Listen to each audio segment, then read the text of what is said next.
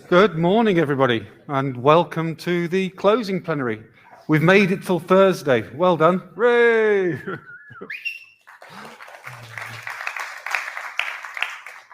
I do hope you've had a good week. I think it's been fantastic.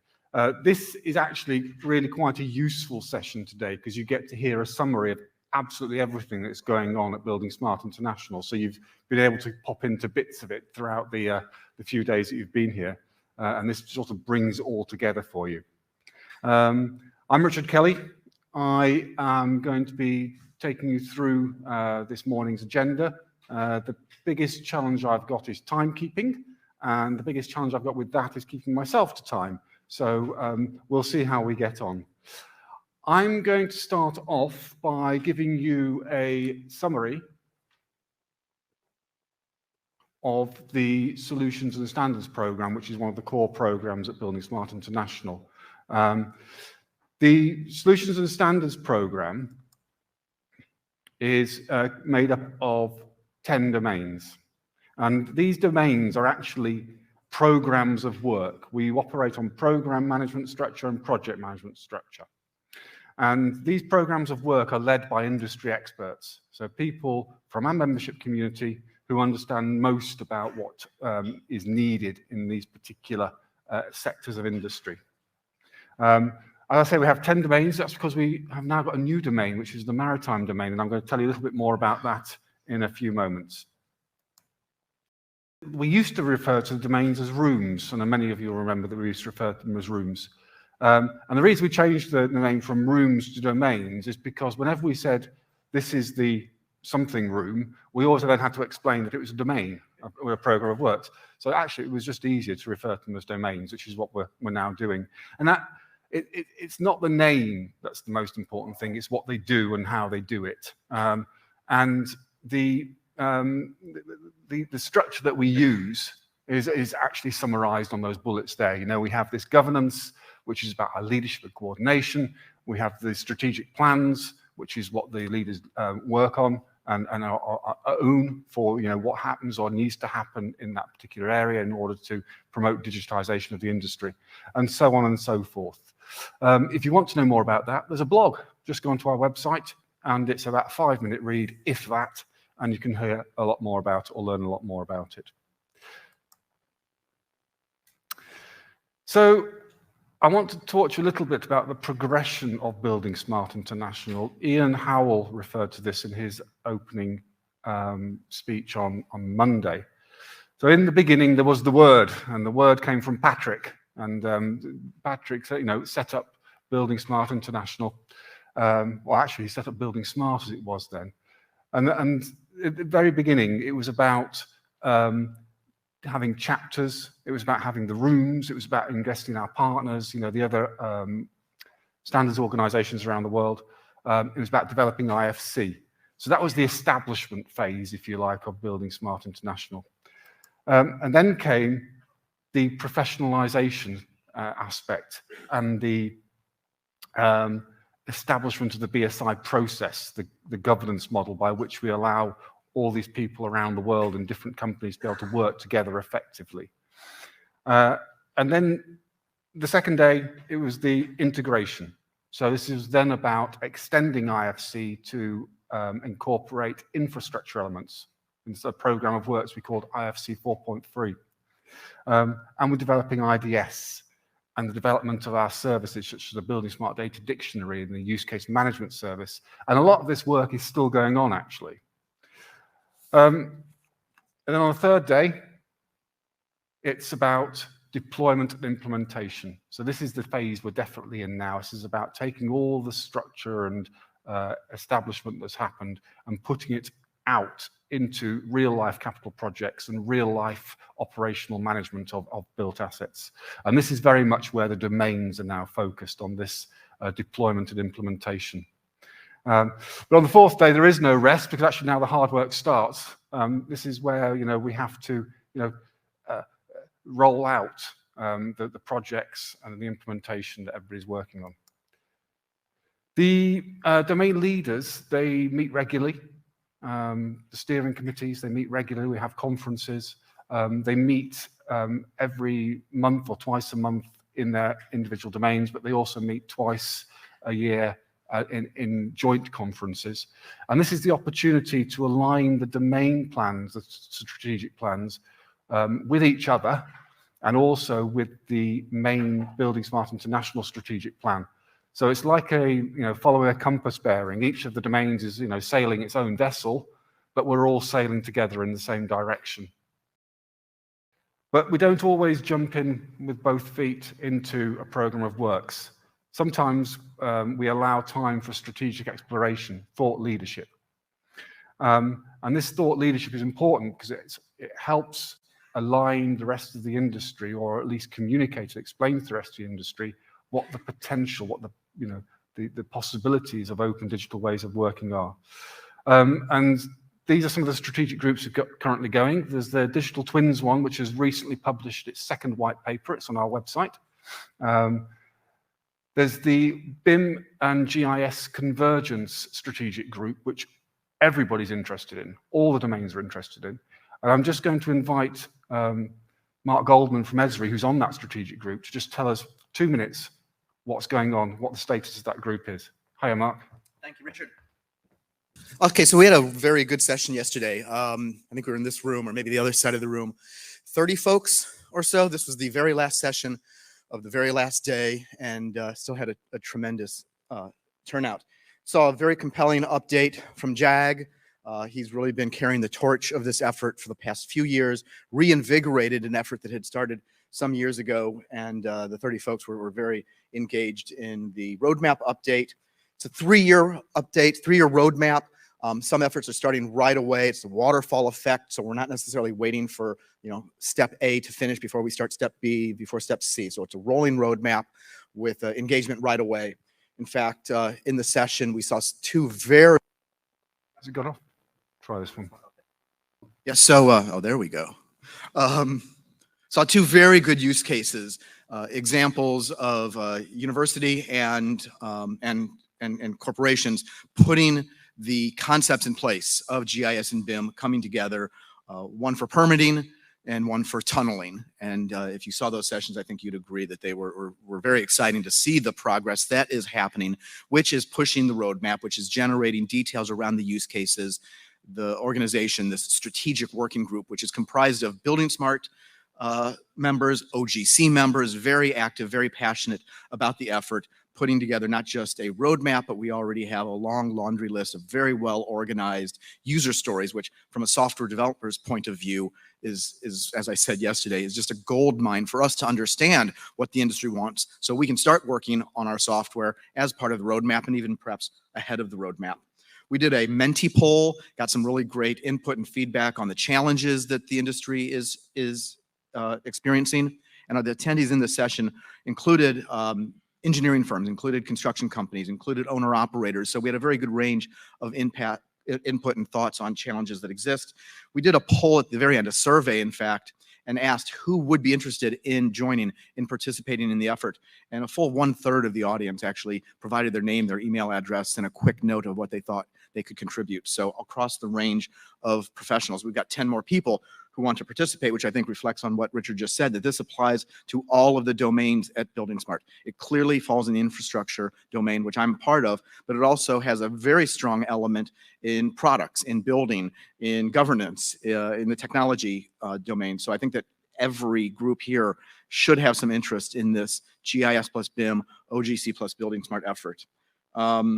A similar session is going to be held at the OGC meeting coming up, I believe, in 2 weeks in Singapore. We do have strong support already from OGC. These weekly and bi-weekly meetings include participants from OGC from the very top all the way through down to those working on the details and the ranks. So it's a very exciting effort to be part of. It should hit your work as well. And please come to me or please come to JAG for any questions. Thank you, Marc. Thank you. Well done. Okay, so now you know. Am I back on? Can you hear me? Okay.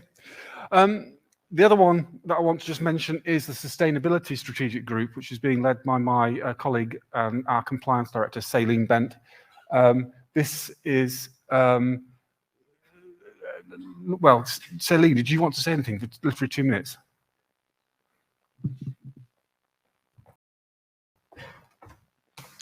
Hello, everyone. I'm leading the Sustainability Strategy Group together with Nick Nisbet and many representatives from the different domains. Today, we invited interested people to a session about sustainability.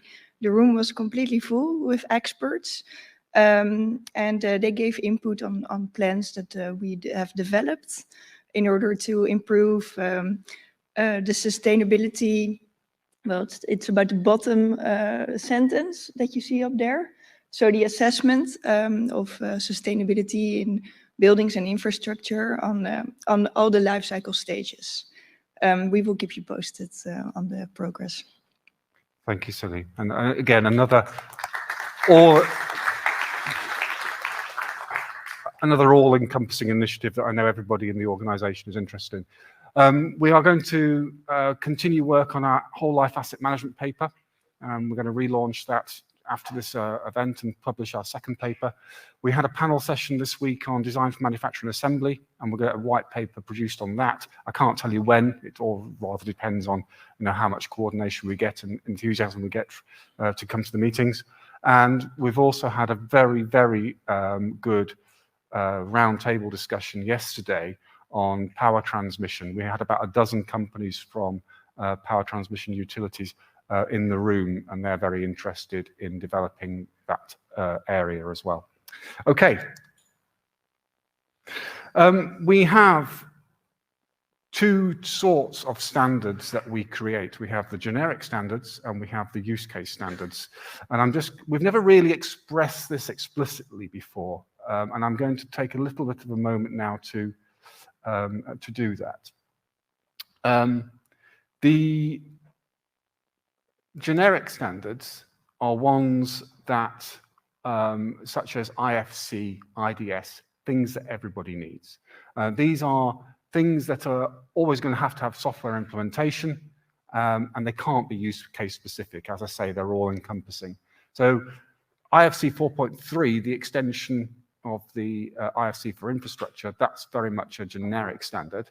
And forthcoming will be IFC 4.4 and the development of IFC 5, but as well as the information delivery specification standard, the IDS, as we call it, and the API standards. Okay, so the funding model for those is partly sponsorship, and it's partly from our operational pool. And the governance model for developing those is under what we're calling strategic projects rather than domain projects. That said, it still follows the BSI process, which is a process which has got the strict program governance that allows everybody to collaborate and get the international consensus that a standard needs. So, as I mentioned, IFC 4.3, big success over the last 6 years. It's now published as a buildingSMART production standard and has been for some time. It's going through the ISO process as we've been reporting at recent events. The situation was that it had a 95% positive vote at ISO, but there was 575 comments come forward.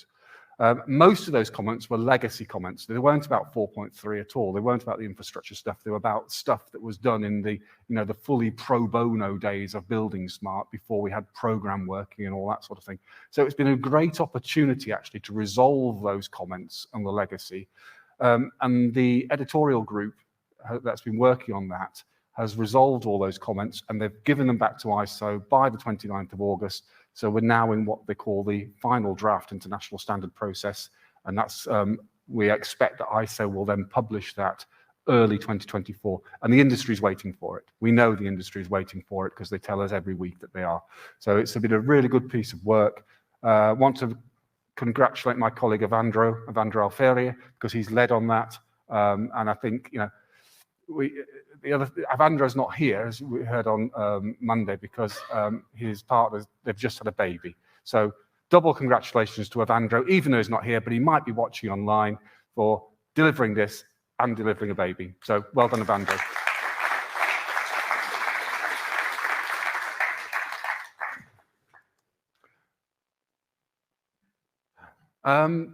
And the other one is the IDS. So the IDS is now published as a buildingSMART candidate standard, which means it's got to go through a little bit more process to get software validation, but it's there, it's on the website, can be used, and as we've heard this week, and we'll hear a bit more from Leon later, it is being used, and that's fine.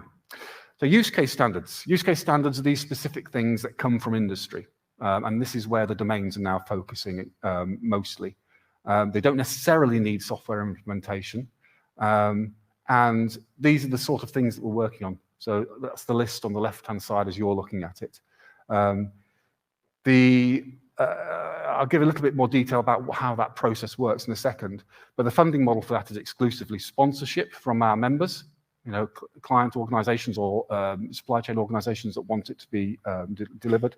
And the governance model is through the domains and through the BSI process.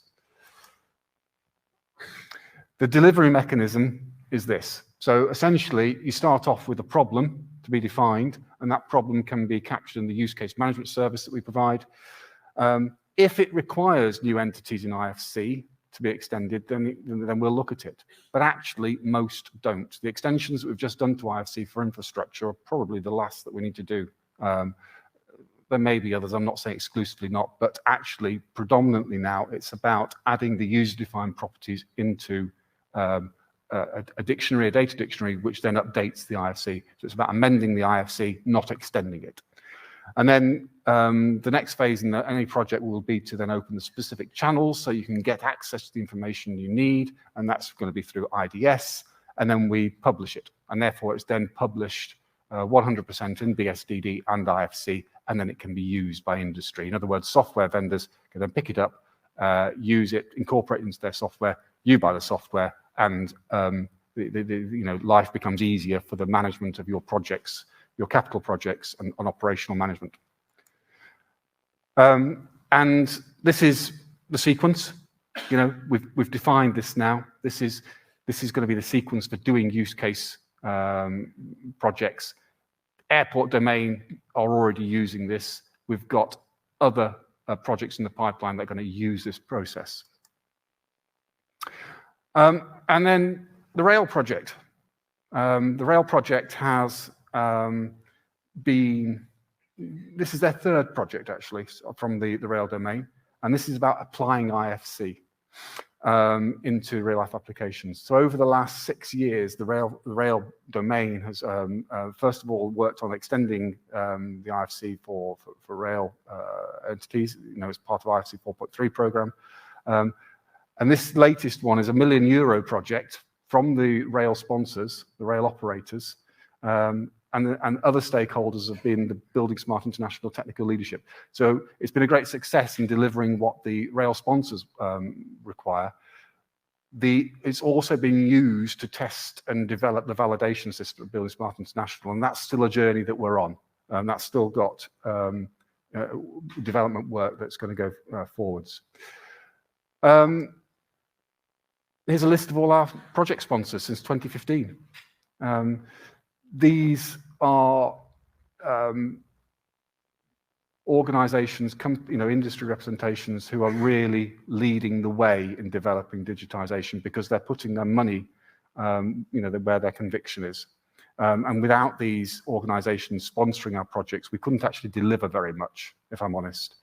So these are industry leaders. These people are helping us turn the dial and making outputs more valid.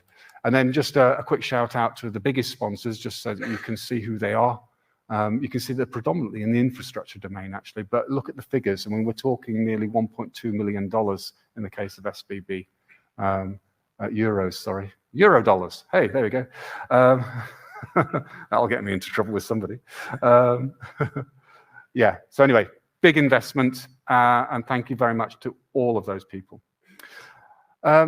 I promised you a little bit of information about the maritime domain. I'm very excited about this. The blue economy, who knew? I hadn't heard the phrase the blue economy until recently. But yeah, so the maritime domain is being stood up to deliver onto the blue economy and the maritime industry. And this is a prospective program of works. First stage is going to be to get the domain in place, We've got full commitment from China Communications Construction Company, plus other organizations that you see here. We're putting a support structure in place from buildingSMART International, and we will be progressing with this in the next few weeks, and we'll be able to tell you more about it next time. Yeah, okay, and then I'm very nearly there. Potential future domains. So I had very good conversations in recent weeks with water industry. Several organizations, utility companies are interested in working with buildingSMART International to make improvements there. Healthcare, we had a big meeting in Rome with healthcare providers, hospitals, and that is hopefully going to progress. We haven't had any sessions on that this time, but we're preparing a paper which hopefully we'll be able to say more about in Valencia. And as I said earlier, we had a very good roundtable meeting yesterday with the power transmission companies. So let's see what happens. If you want to hear directly from the domain leaders, which is far more interesting than hearing from me, you're going to hear from them shortly, but you can also listen to the podcasts. We've started doing these 30-minute podcasts, and we'll be progressively rolling those out. They're on our website. And our next Domain Leaders Conference is going to be hosted back here in Norway. So this is the people who are on the steering committees of the domains. There's about 100 people. And Ban Nor, whose trainings you've all been enjoying this week, are going to host us. We're looking forward to that. So it's another opportunity for us to work together and align our plans and develop future plans. But that's me going to sign off now, apart from one last thing, and that's I'm going to invite Winfried Stix onto the stage because he's going to tell us about the rail domain. But I'm also going to say that Winfried has decided that he's standing down as the chair of the railway domain. He was appointed by his fellow steering committee members back in 2017 when we first stood up the room. And he's done a sterling job leading those 3 big projects through the last 7 years. So we want to give him a little gift for his retirement. So this is a buildingSMART jacket. And it's very useful for gardening. Okay. It's got nice big pockets for keeping mushrooms in, and maybe baby birds in this one, and frogs in that one. So Winfried, seriously, well done. You've done a wonderful job. And thank you very much. We're all very grateful to you. Thank you. Thank you so much. I will take care of it. Thank you so much. Okay, thank you.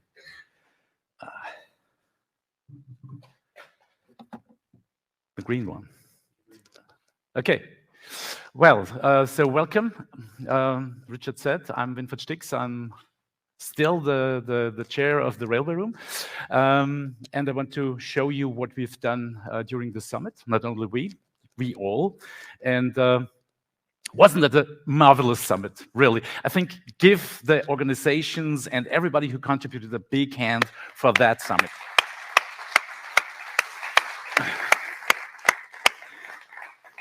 We have had a lot of conversations, a lot of discussions, a lot of sessions, and I want to bring you through the ones from the railway domain. This is very wide because it was too early for taking photos. So we did in the early morning of the Tuesday steering committee a meeting because there was no room in the afternoon or something like that. And it was great because we met in person already, so that was a really good meeting for that point. And we did some casting some roles, as you may have heard now. We have talked about our roadmap, and also we have discussed some new project ideas. As you have heard, we have now about 6 years a stream of projects in the context of IFC Rail, and now there's a lot of things to do, still to do in terms of training. And in terms of training, we have had a session together with Céline and with Xenia, and they proposed a project for setting up a kind of training camp in that case for rail, but I think it could also be used for other stuff. So at the moment we are looking for funding, let's say so. Yeah? So if you are interested in being part of this project, get in touch with Céline or with Xenia or with Ivandro, I think. And I think it's very, very interesting. It's not only about making lessons. It's about bringing the content together, and it's also about having a kind of process for bringing IFC and the Building Smart world to your company and to your employees. The second thing was why use cases? No, why use cases? I think that's the point. And it was also a shared session between infrastructure and the railway domain. As we shared the venue, the Oslo hall, and so we have a lot of shared stuff.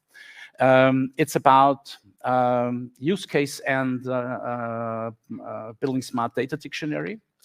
And yeah, as you see, there is a lot of reasons to raise the use case management into the focus, because it's the begin from everything, to having a use case, because when you don't have a use case, maybe it's useless. So starting with a use case, it's always a good idea. Communication, understanding, and implementation is depending on that. So it was shared. So Tiina presented from the FTIA, from the Finnish Transport Agency, their project about the BSDD usage.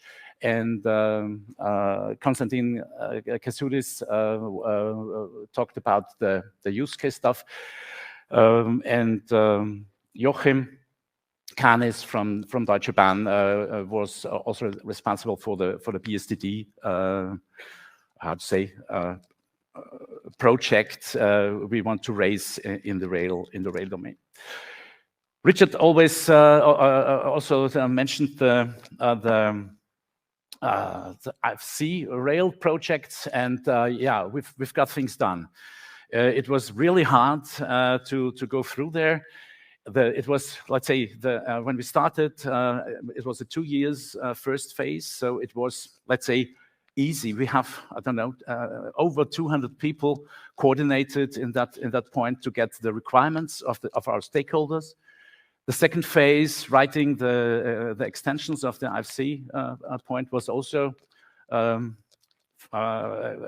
good experience.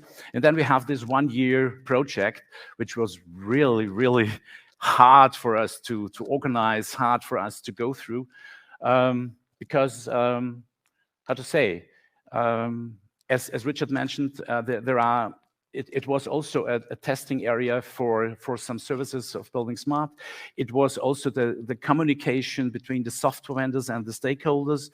This was really a challenging thing in some stations, but we did it. And we did it not only in theory, but we did it also in practice. Too much, this one. We've got things done in practice.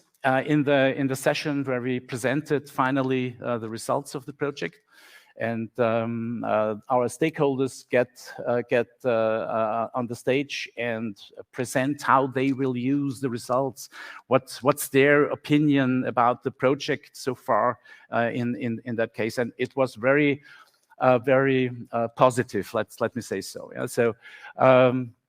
I have our Edouard Chabanier from SPP Réseau, from SNCF Réseau. I have this sentence in mind. He said, "This project," and that was always our credo to have here. This project gave a big boost to their BIM understanding. So it's not only about the technical facts; it's about being part of Building Smart, building part of the community, raising the open BIM idea, and that was the boost for the company. So I think that's really a good point. Yeah. So We've done work that does matter. I don't know if you know, there is a new science letter there. So it's antimatter, dark matter, and there is a thing called doesn't matter. And it has no effect on the universe whatsoever. But you should avoid that. Yeah. So do things that does matter, and I think we did. As it was really hard, we have decided also to make maybe in one month time to make a lessons learned workshop. And we will also invite several people from the stakeholders and so on, and also from buildingSMART Management Office. So all partners we have had in this long time of project to get lessons learned. Yeah. Not only for the people inside, but also I think we will then present that also in Valencia, so that everybody can learn about what's happened in the rail project, and how doing things better, or how doing things really good, because it was well done. Because as you see, we are on the top here. I've stolen that picture from HS2, the British guys. We are on the bright side of the world, and we stopped doing this in the dark valley. So we are on the right side, and let's see what we have learned about that. Then we have also, because there are always a lot of partners, and we have also made a shared or a joint session with the infrastructure room. Marc was hosting it with the software vendors. So we invited software vendors, partners, which were all around our projects and inside accompanying us along the way. And we've got then 5 on stage. It was Akka, Sierrasoft, Bentley, Trimble, and Autodesk. And Marc asked them to present in a short statement how they feel with the project, with the development of IFC 4.3. And then there were a lot of very interesting questions also from the audience. It was, from my point of view, a good session. And one statement keeps in my mind, and it underlines Richard's statement for the IFC 4.3. I think, IFC 4.3 is the icebreaker to substitute IFC 2.x in software. So I think the software vendors are really motivated to implement that and to use it as a standard. So I think this is really a big step we've done in the last 5 years. Okay, then I've got a lot of how to say, a lot of conversation during the summit, in the sessions, in the breaks, at the bar, wherever. And one topic was this one. So, and I want to give it to you. Maybe it's not really rail based, but in the discussions, it's always about information and how we structured it, and is it necessary or not. And I think the structure of information behaves like the shape of water. And now when you think water doesn't have a shape, it has. But we gave it the shape. And when we gave it the shape, we gave it a use. It's useful because we can drink it. If you don't give it the shape, it's a wet spot on the floor. And it's the same with information. So take this with you. I think it's a picture you can also use for these guys who don't believe that information is the main thing of information is the form. The second thing is do you know what this is? Has anybody? You know it? Yeah. So when I started working, it was not 1969, but a couple of years later, maybe. I'm not that old. When you write something, it was the time of typewriting or handwriting, some things. And then this striped paper with the holes came up. And if you write something, print out something on that paper, and laid on the table, it was the truth. Same content, typewriting, handwriting. Oh, maybe it's your idea, it's not so good. But that comes from the computer, that's right. And I think we are maybe, and that's the danger maybe, we are substituting now the endless printing paper with artificial intelligence. So I'm absolutely clear that artificial intelligence will keep us running in the next couple of years. But yeah, be careful. Let's say so. Yeah. Richard said it, so I have not to say anymore. As you see, I have put on every slide this keep sharing, because I think that's the point. Yeah, we are here to keep sharing our knowledge, our standardization stuff, and about processes, about the content itself. So that's it. What we should do: keep sharing all the things. If you do it in your room, it's not that useful as it is. So yeah, the chair of the railway domain is free. If you have an idea, take contact with the steering committee, and yeah, let's see what happens. And then I think I will be in Valencia too. So I'm not out of the world. I'm still a member of the board in the Austrian chapter. And if the railway room, a railway domain is inviting me, so I think I will come. So that's my message. So thank you very much, and yeah, have a nice trip home. Thank you very much. Thank you. Thank you, Winfried. You get the idea of the spirit of the railway domain from that presentation, not just what they do, but how they do it. And Winfried, it's been a pleasure working with you over these last few years. We've been a good team. You've been a great ally, and thank you very much. Was that you or me? Sorry, I've asked for it all, but maybe it doesn't work. It's outrage. Don't worry about it. Thank you, thank you. Let's invite the infrastructure domain to the stage. Tiina Perttula. Come and tell us about infrastructure, please, Tiina. I think, okay. Take it out. Okay, so good morning all. My name is Tiina Perttula. I'm the chair of the infra domain, and we have been, as usual, quite busy 3 days here in Lillestrøm, and mainly the focus areas inside the infra domain has remained quite same for a few maybe years already, because these things move sometimes slowly and then the pace is a little bit faster. But what we have been discussed here is the roadmap for the coming years, and finally I would say so that the roadmap is in the final stage and will be published quite soon. I have a few slides about the roadmap itself later on this presentation. Then, of course, we do have the activity proposal for asset operations handover, and there was a kind of the update from the proposal in the opening session in infra domain. Then bridge test instructions were on the table.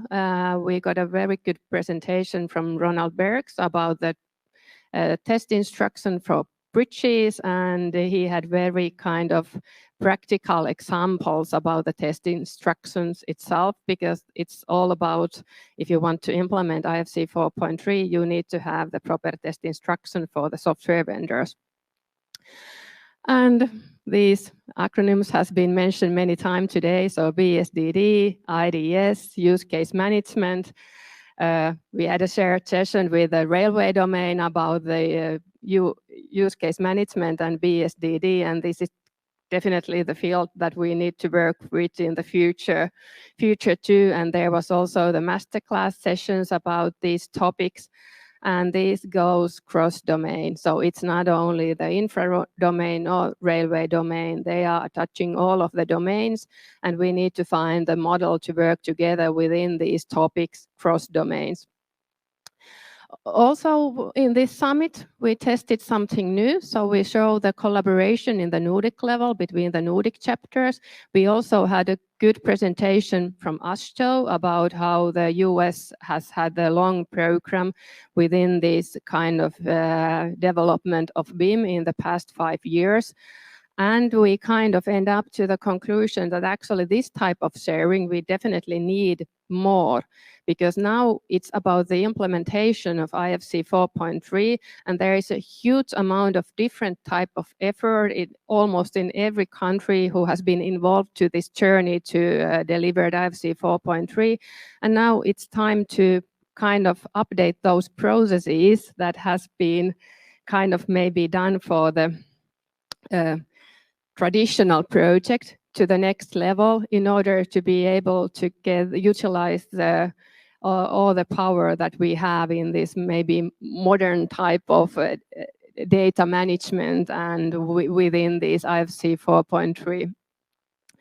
Of course, we have the running project IFC Tunnel. There was also a good kind of conclusion in the end, and maybe the demos from the software vendors that how they have been implemented and tested the IFC 4.4 actually, which is for the tunnel, the candidate standards and how it looks like in the software. And again, kind of, it's a good example that even though many of the elements already existing in IFC can be utilized in many different ways, maybe IFC Tunnel might be the one of the extensions still coming to the existing standard, but kind of the one missing element from the infra is almost here. So it was really, really great work from the project team. And like Winfried mentioned, panel conversation with the software vendors in the end. So we really want to have engagement through all the industry, and together we can make the change. Then about the roadmap. So this is our kind of the rainbow picture. So very busy picture, but maybe we could spend time with some of these topics, because kind of the stream in the down, this community outreach infra domain, it's very important, because without the stakeholders, without these users in different countries, this implementation is really hard to done. And somehow in this kind of forum, we have a lot of this large infrastructure owner, but actually there is a lot more infra owner outside these doors. For example, the municipalities. In quite many countries, the municipalities are also responsible of quite huge amount of different infrastructures. And actually, if I now think about Finland, maybe one of the largest infra projects for these fast tram lines, for example, they are now made by the municipalities. So it's very crucial to get them on board as well. Also, kind of the topics that we want to highlight are maybe this BIM-GIS collaboration. Then there is the first one is the IFC for infrastructure user guide. So these yellow ones, because without that kind of the explanation that what is IFC for, what it's not for, it's important for the implementation. I don't go through the slide. You can read more in the roadmap paper, which will be published shortly after this meeting. So it's on the final review stage, and when it's published, it will be put to the buildingSMART webpage and public available. And even though the kind of the roadmap diagram, it's up to the community then to decide that kind of which of these projects are the kind that will move forward to kind of the actual project phase. So we are really much looking for collaboration and funding for the community to be able to kind of push this future project forward. And I would also like to highlight that infra domain is going to hold industry forum. So it's in October. And I think the advertisement of this industry forum will be done through the buildingSMART newsletters. So it's free to anyone to join there. So we will go through the roadmap more deeply level. And also we are hoping to establish maybe working groups for some of these topics that we see important. And I want to highlight that the working groups are the kind of groups that kind of people who see that this is important topic, work together and maybe create the activity proposal for the future project to move forward. So we have really kind of rely to the community, because those topics that you saw on the roadmap are the one that the kind of the members of the infra domain has raised, that what they see we should focus on for the coming years. But then few pictures and same message than Winfried. So keep on sharing, because without this sharing and best practices, we cannot go anywhere, actually. So kind of this was the first summit that Winfried and we sit together like after the summer vacation period, and we were thinking that infra domain and railway domain are pretty much alike. So we really wanted to pay attention to align these different sessions that we had during the summits, so that they support actually both of the domains in the best possible way. And I think that we did very well. So we managed to kind of combine these subjects, because it's no reason to discuss these topics inside one domain, because they are kind of the larger than one domain. And also, even though IFC 4.3, like Richard said, it's there, it will be hopefully in the end of this year, the official ISO standard. Still kind of world is moving all the time. So I think maybe next summit we will celebrate that ISO, it's finally the ISO standard, hopefully, but still we just keep on standardized. We standardized, we test it, we implement it, and then we repeat it all again. So kind of world is changing so quickly at the moment, so we need to keep on the good pace in order to move together with the kind of other industry areas, if I may say so, because we are from the construction industry, and maybe there is a lot to learn about from the other industries. And then a short advertised here in the end, we will have the InfraBIM Open in January in Lyon. So there is still a call for papers open. So if you have any good infrastructure related examples in your own nationality or own country, or good project examples to present, please find a time to submit a proposal, and hope to see many of you in the end of January in Lyon, France. Thank you.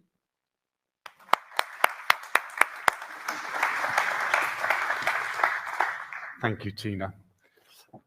All the domains are doing great work, but I want to make a special statement about the infrastructure domain. The infrastructure domain is the one where I direct the other domains to learn about program management best practice. So they're like a mentor organization for the other domains, because the program management structure that Tiina and the rest of her team have put in place is really it's really good, frankly. And the other thing is, I think it's just express that infrastructure is an overarching concept. It's generic, and you'll notice that quite a few other domains, railway, maritime, and then possibly power and things like that, they're all within infrastructure. Domain boundaries are porous, they're not parochial. So part of the reason for having these collaboration events, just as domain leaders conferences, is to allow some of these more mentor organizations, more mentor type domains like the infrastructure domain to have more of an influence over these areas, and to help them and assist them achieve their strategic plans, develop and achieve their strategic plans. Right. Speaking of generic domains, building domain. I'm going to invite David Ivey onto the stage. I've lost him. Where have you gone, Dave? Oh, there he comes.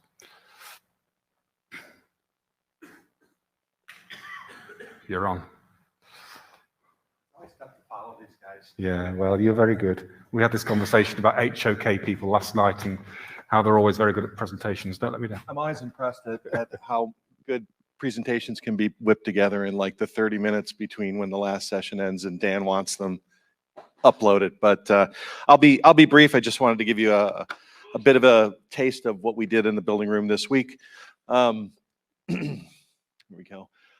We started with a panel, and our panel was looking at DFMA. So Richard mentioned it kind of at the top, design for manufacture and assembly.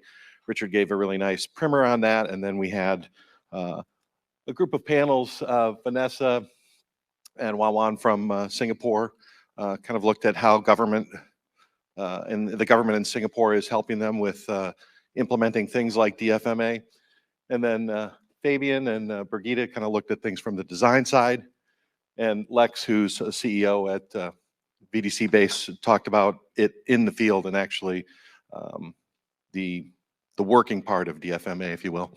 And, you know, I'd say at the end that I really love panels, and I think it's really a great opportunity to have a lot of people with a lot of different views put a lot of questions out there and bring in a lot of feedback. This is an activity that's been sort of parked in our room for a while because there hasn't been a lot of interest. And as Richard mentioned, we're going to be doing a white paper. And so there were a lot of hands that went up when he asked for volunteers. So hopefully we'll be seeing a white paper coming for DFMA soon. And if you're interested in that, you should take a look. And, you know, as for all the sessions, I think we can talk a little bit about what went on in there, and some of them are very technical and long. But I think if you're interested in any of this stuff, the thing to do is to go back and watch the recording if you weren't able to make it into the building room. Yeah, those things. Our next session was an industry forum kickoff. It was an update from Norway. 2 excellent presentations, one by Magna and Barbro, talking about digital twins. And you know, digital twins is starting to become less of a kind of theoretical thing that we like to talk about, and there's a lot of more real-world examples now. So they were able to show a lot of the work that they're doing with digital twins in their own space. And it was a great example, I think, of how digital twins are starting to be implemented in the real world. And then at the end, we had Ole Christian talk about a new hospital project that they were working on.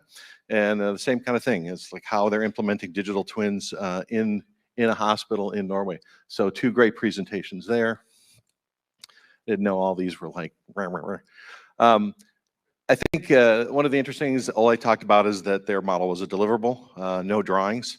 It's interesting how that kind of works out and how it comes down sort of more to the trades to look at how things are put together in the field. But no drawings is kind of an interesting way to do projects now. So, and then BIM, you know, as a deliverable. So basically in their contract everywhere it said drawing, it meant BIM. So, and then finally we ended up with a couple of presentations on life cycle assessment and open BIM for design. Jan Anders and Peter talked about what Sweden's done, and they've really kind of worked out all of their lean process, and they're looking for other people to kind of take it and kick the tires. And then Mirbek had BIM and BEM, building energy modeling, again, with more real world examples. You know, he did his house, he did a couple other buildings for construction types, but they're great small test samples that look at how these things are implemented again in the field, in the real world. So again, very, very technical in some parts, but a really great listen and a really great session. So again, real world examples, I think that is one of the most powerful things that we can see in any session, in any room. I really do love panels. I think they're very democratic, and they bring in a lot of conversation that we don't normally get for some other types of presentations that we have. We're already getting a lot of requests for people who are looking to present in Valencia, so that's great. And we're going to have a town hall. Tiina talked about their having a town hall as well. Theirs is in October, ours is in November. That'll be out in the buildingSMART newsletter and probably on the forums as well. So that was it, just a quick snippet of the building room this week. Thanks.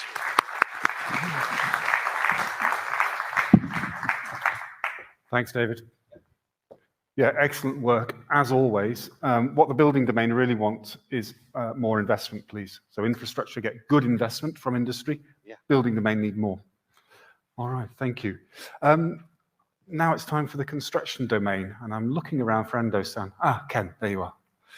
So Ken's going to come and talk to us about the construction domain. Welcome.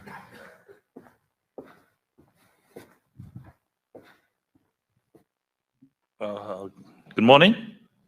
Hi, I'm Ken Endo, chairman of the construction room. So we did the 3 days and then 2 days, the room sessions. So I want to report you how we did the last 2 days. So this is our agenda.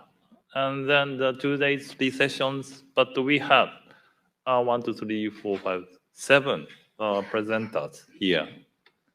And the title presentation, as you can find, there are many use cases. The first one is the Bexel. As you might know, they are very good at 4D, 5D platform, Bexel Manager. But we and then the Vertical introduced some good case study of his software. So that's the Juan software link. And then the supporting him, the Alexander Illich, the explain about the much more detailed technical things. And the next one, the George from CEMEX, he's new for me, the new steering committee member. And he is, as I guess you know, CEMEX.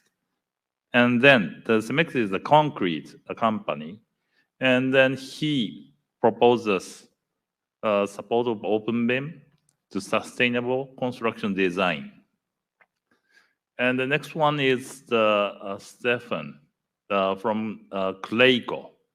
It's the remotely he attended, and then they give us 45D simulation using the Bexel. And then last, yesterday, my session, how to create an OpenBIM ecosystem. And then Konstantinos Kesantos from Strabag, his presentation was use case management. So through this summit meeting, I feel use case is a very strong keyword. And then the construction room, were gathering use cases and presenting them here in the summit meeting. But we should step into much more detail and how to manage. It's the thing of the, so UCM, use case management issue. And it's still the answer under consideration. And then we, especially, from Swiss chapter, they pushing the UCM system. So in this session, we could have the very good conversation with them. So that's our result. And then for their honor, I show you the picture of the presenter. First one is the Vertical from Excel. And his presentation 4D, 5D simulation. And then you can, of course, watch all those from the video later. So I just give you that intro. So second one is the example, Juan, from Sotra Link of 4D, 5D. This kind of the monitoring you can see from the Bexel. So next one, remotely attending the Stefan. He also give us the real site example and then how they use the Bexel solution. So here's the BIM plus coordination, BIM schedule plus cost, and then the building performance. All those they can do with the Bexel. So, and George from CEMEX. Oh,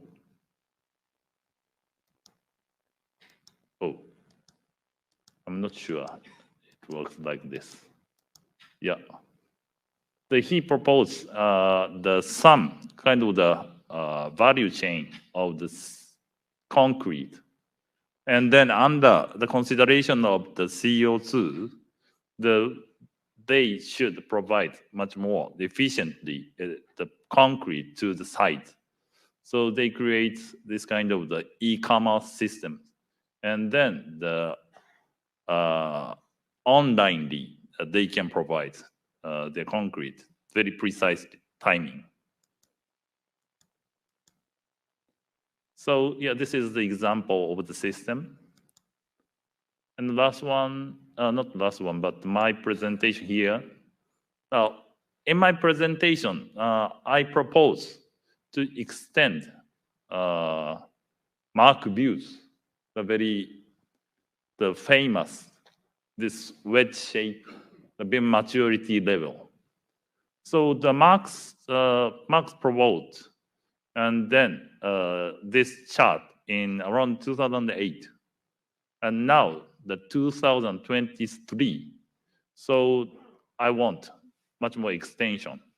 So we define the level 4 beam, and what's needed is written like this.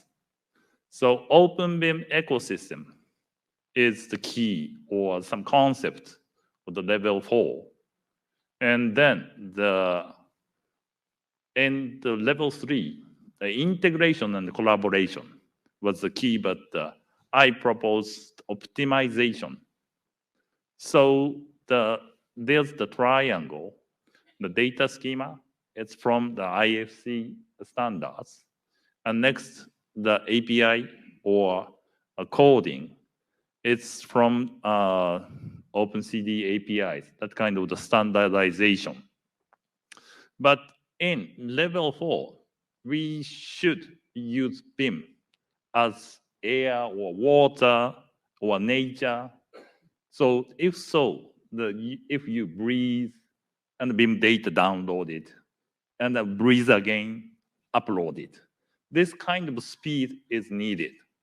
So we should think about much more about cloud computing. So that's my proposal. So all those optimization will be needed from 2025, level 4. So I add here, so optimization is needed. Integration and optimization, this circle will be work to make the very good open BIM ecosystem. And the last but not least, Konstantinos.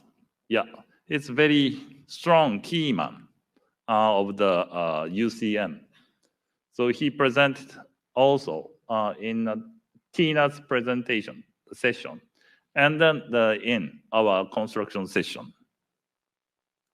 So he proposed us what's the UCM, and then how we should approach to. So yeah, all those yellow one are the use case sessions, and the 2 blue one is some technical discussion. So we had those the last 2 days. Yeah, and the UCM session is booming. I guess it's coming now, and then it's big secret here, but anyhow, some keen people understand what UCM is very important. Yeah, this one is the workshop session. So last one, it's my conclusion. So all those data schema, API, and cloud computing, it will be integrated and optimized. So from 2025, we will have the very huge example or use cases. And then our technical domain will be expanding very exponentially. So why? How to capture and grasp the progression of those technology? The key word is the use case. So in use case, we can know or understand how it works holistically.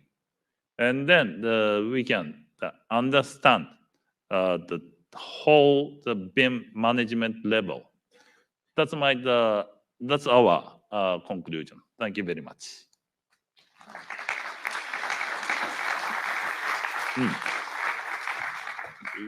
Thank you, Ken. The construction domain is another domain that's got some strong industry leaders in it. I do feel that it's ripe for having a strategic paper actually to express the holistic view of open BIM in construction, and then signpost those to some of those use cases. And that's something that we're talking about and having conversations about. Not least, how open BIM in construction can assist with the development of safety practices. I'm going to change the running order slightly now, for a boring reason that you don't need to know about. All you need to know about is I want to get you to your break at 11 o'clock. So I'm going to invite the product domain onto the stage. That's Michel Bohren. You're next, Michel, if that's okay, if you're ready. I know you are, because you're always ready. Never a problem. Okay, thank you very much. And hopefully we've changed the slides over as well. Wonderful. A little bit surprising, yes, because I agree with Dan that we do not change. But however, yes, as you say, I'm always ready. So thank you. Good morning, everybody. So a short report about the product domain where we are working and what we did these days. We are probably still growing, still going for more maturity. So we launched the product domain new by end of 2019. And then we had COVID. And so really start working on this relaunch that was then during 2022. So therefore, we are still a little bit planning and growing and getting more mature. So this is the product domain. So quite a large group. So these are the people that are doing the work. I just try to bring them together and do some moderation. But however, the brains and also the time the people here spend into the product domain, that is very important. Wouldn't work without them. So many thanks to my team that we can progress. So that's the roadmap. We already presented in Rome. The first time we presented it in Montreal, so 1 year ago. As you see, so this pink text, so these are the topics you are really working on, and that we also had in one or the other form here in Lillestrøm, in separate sessions or in other sessions that we brought some content in, and people out of product domain steering committee supported in other sessions with some knowledge. So these are the activities that are really running, we are working on. So we have on one side an approval for projects. It's IFC for products. That's quite an important one to give some guidance, and also to manufacturers and eventually wholesalers, so how to provide information. So there we are going now for a next step, so that we need some funding to start. A good project manager and also people that can contribute into the project. So that will be the first time that we make this experience, how difficult it can be to launch a project at the end of the day. So hopefully we will succeed. Then we are on the way to write a white paper, a guidance for manufacturers. So that was a learning or an experience we made, that a lot of manufacturers are very immature concerning product data, product information, how to deliver, how to prepare it, how to structure it, and so on. So really a kind of a very basic guidance. So how could you start this journey at the end of the day? Not a lot of technology, not a lot of abbreviations and so on. So really just an easy guidance how to work. Then we have an activity proposal concerning a process map and information lifecycle management. So that's then also more about the view to manufacturers. Because very often, if we talk within buildingSMART about data information, quite soon we start to talk about the digital twin. Now, if you think, or if you have a look on the whole industry on a meta level, then of course you also have to talk about specification. You have to talk about engineering of products and systems, You have to talk about procurement, logistics, offsite logistics, on-site logistics. So that's far more than design and build. So this activity proposal should end up in a project where we really start to broaden the view on the overall processes and involving all these stakeholders to have really information lifecycle management from a product and specific specification until a digital twin as built where you have the product information in. Then another activity proposal that also should end up in a project is governance of data, also a very important part. So if you don't govern your data, then it's like the water on the floor. Yeah, you need structured data, but you need also governed data. So you have to trust in data that you use it in your processes. We plan with these activities. Oh, I forgot one. That's LCI properties in BSDD. That's the part of lifecycle assessment data. So to provide also there a help, a support for manufacturers and wholesalers to how or in what structure they could provide in a neutral way in the data dictionary these kind of data information that is required and also for lifecycle assessments. So the LCI properties in BSDD, that's already done. They are in. All the other activities we would like to bring forward that we have then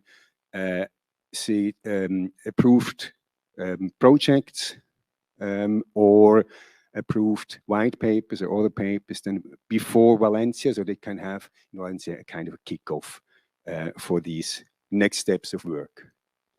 There are quite a few ideas what we also would like to do in future. So it's about a lot about sustainability, environmental impact indicators. So an industry report to go forward there to also support manufacturers, wholesalers, how to provide data and how to work with data. But then also bring this again into BSDD, so to have it really concrete and the option to work with it. Then also the environmental impact data interoperability, that also this sharing is then really possible.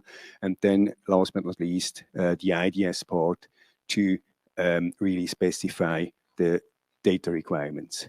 Open is also an activity. We do not yet know in what direction it goes. Is it a project? Is it a paper?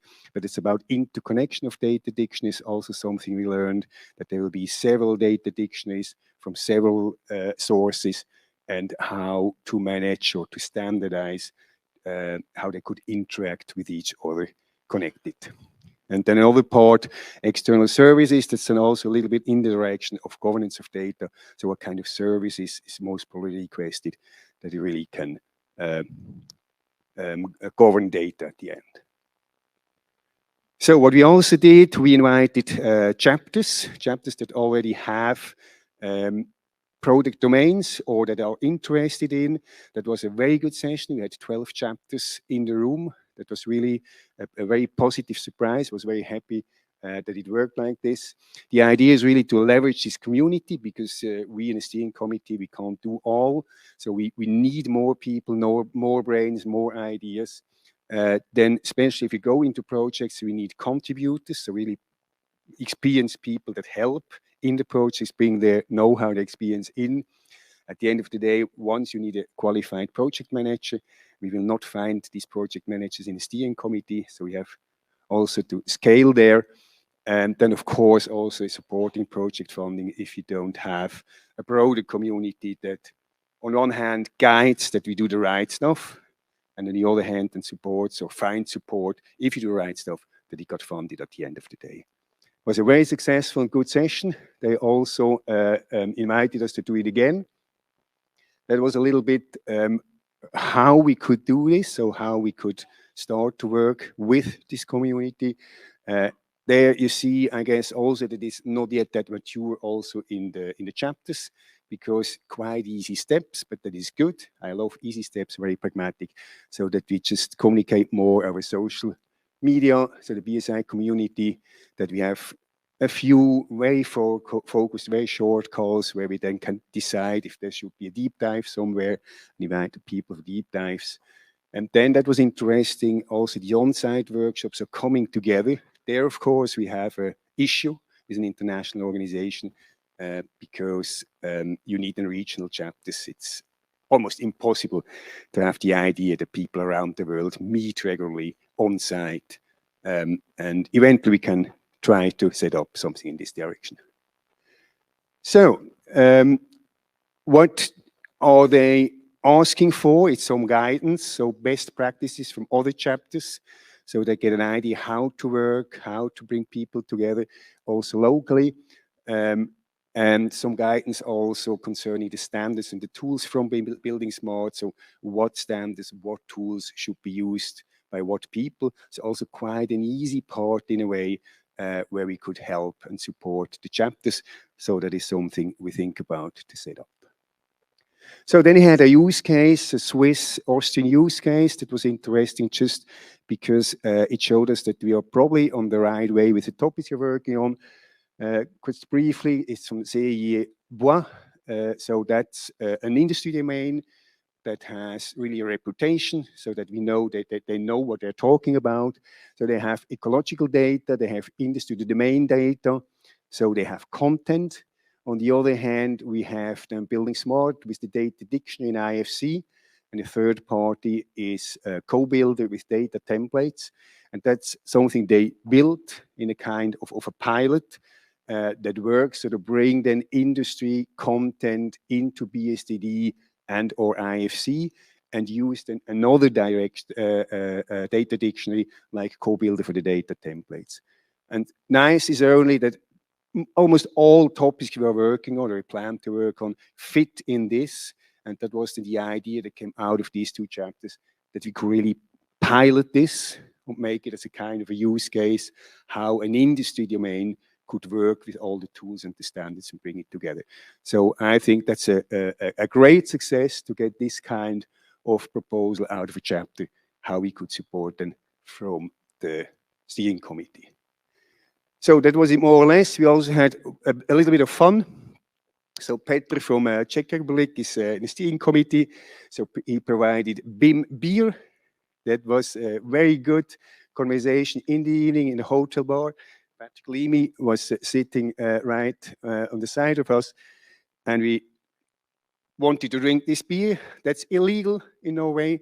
So people from the bar came all of a sudden and said, wait, we are not allowed to drink this beer here in the bar. So on the other hand, we had a very important conclusion despite the legal aspect. So what is the advantage of an open BIM beer to a closed BIM beer? An open BIM beer you can share.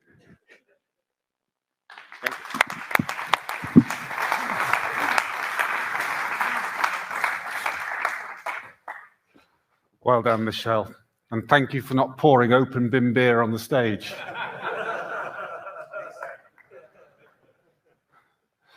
The product domain, I mean, I'm particularly excited about how they're doing this process map for weaving in the route for product manufacturers into the whole asset management supply chain. That's going to be very important. And you can see that's got importance in the building domain with the DFMA, Design for Manufacturing Assembly concept that we talked about. And also with the Fit for 55 initiative that you'll be hearing about shortly. I'm also delighted that we've now got Schindler Group on the steering committee of the product domain, and there's definitely a use case that we'll be able to do there on vertical circulation using the use case project template that I shared with you earlier. So welcome, Anna. I'm now going to invite Sergio Muñoz to the stage. Sergio's going to talk about the next summit in Valencia. Last time Sergio and I worked on a summit together was in 2017. And talking about turning the dial, we turned it all the way past the end point. We blew the mercury out the tube because it was the first summit where we just got so much interest that this poor chap had to find a new venue with 1 week to go, a bigger venue with 1 week to go. So Valencia, we are prepared. We know what it's all about now. So tell us about it, Sergio. Okay, thank you, Richard. So I want to introduce you what we are preparing for the next summit. But firstly, I want to congratulate the amazing work done by the buildingSMART Norway for this event. So It was true, it was not easy to sky jump after Rome, but I think you have to be proud of your work. We have taken a lot of lessons learned, so and we will try to do the best in the next summit. Thank you so much.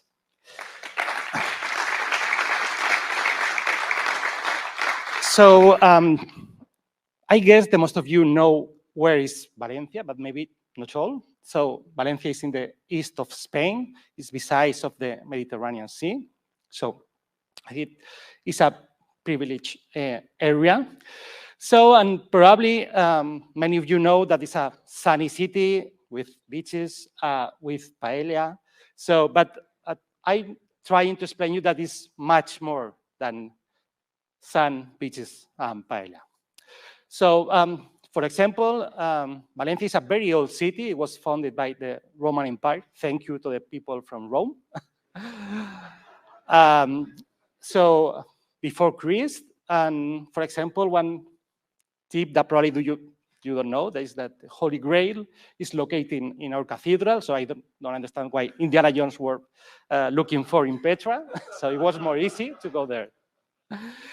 So another important thing for us is the sustainability. So Valencia is really a green city. It's appointed as the European capital for the next year, 2024. So this is a very good example, the Garden of River Turia, partially designed by Santiago Calatrava, the City and Arts of Science. It's a very big complex for arts and science, of course. But it's a modern city too. So it's appointed as design capital, world design capital the past year in 2022. So, and we have several good examples, but one is the summit venue, the Palacio de Congresos. So it was designed by Norman Foster. It's a very nice building, big building. So we have to fill that building. So I count with you. And another example is where we are going to celebrate the summit gala dinner. So in the Vélez Events building, designed by David Chipperfield.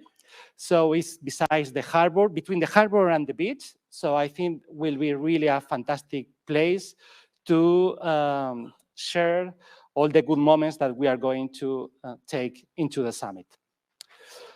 Well, another tip is that Valencia has been selected by Forbes as the best city in the world to live. So maybe you will come and you want back home, I don't know. So we have 300 sunny days per year. I like to say this is an open city to enjoy, so it's a good place to make an open beam summit. So we have almost 200 kilometers of bike lanes. It's a flat city, so very comfortable to move into the city.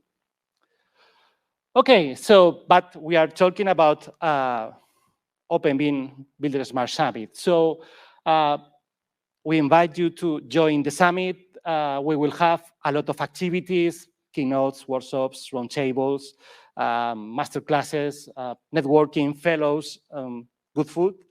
And we have some surprises prepared, so I think that you have not to miss the event. And another thing that is interesting is because in those days during the summit is one of the most important celebrations, I think, in the world. So it's called Las Fallas. So we build a lot of artistic and big structures in every street of the city that are finally burned. So it's a big celebration full of music, full of fireworks. So I think it's a good opportunity to enjoy this too.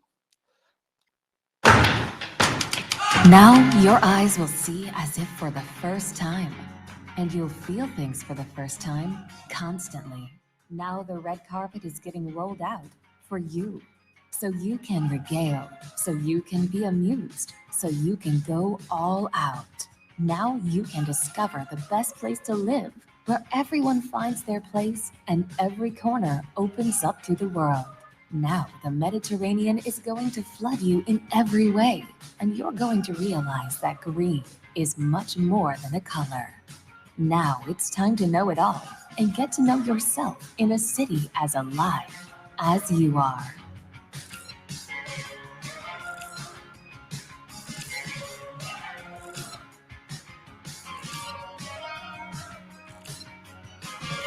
Valencia is now. Okay, so as you can see, we are preparing a lot of things, but of course, we will need sponsors to do that. So if you want to become sponsors, please contact with them. And if you have any question of the summit or the city, please contact me. So I expect to have all of you in 6 months in Valencia. Thank you so much.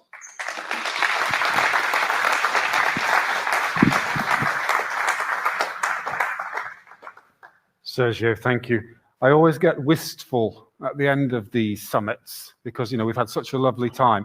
And no more, than we've had this week in Norway. But I'm very much now looking forward to going to Valencia in spring. Can't wait, actually. Book your tickets early because it is going to be a popular one. Hotel rooms as well. There's so much going on. Right, let's have a break. We're going to restart again promptly at 11:30, please. You're going to be hearing from the Fit 55 program. You're going to be hearing the results of the IDS competition. And you've still got to hear from the airport domain, the electrical domain, the technical domain, the regulatory domain. And that's it. Okay, so back here, 11:30 prompt. Thank you very much.